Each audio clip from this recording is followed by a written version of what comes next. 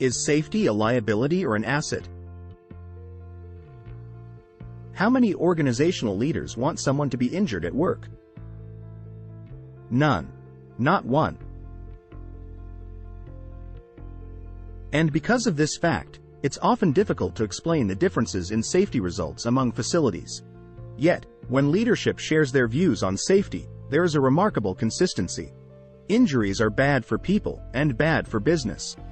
We want our people to stay safe.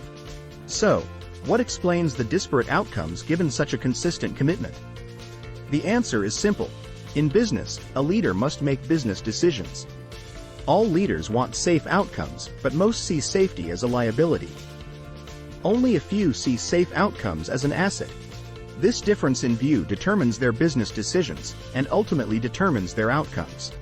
Every responsible manager understands that liabilities must be controlled and contained. Poor safety brings higher workers' compensation costs, turnover, and regulatory scrutiny. It makes sense to spend resources to minimize this liability, but the cure can't be worse than the disease.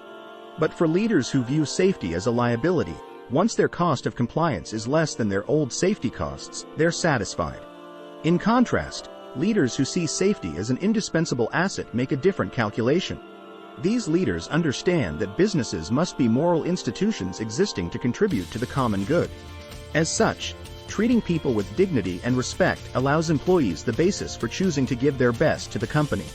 By meeting their moral responsibility, these leaders are also meeting their fiscal responsibility, and to a much higher degree than their liability-based peers. If you were confused before about why some companies are poor or merely good at safety, and why others are great, you now have the explanation. We all want the same thing, but only a few leaders hold the view which will get them there.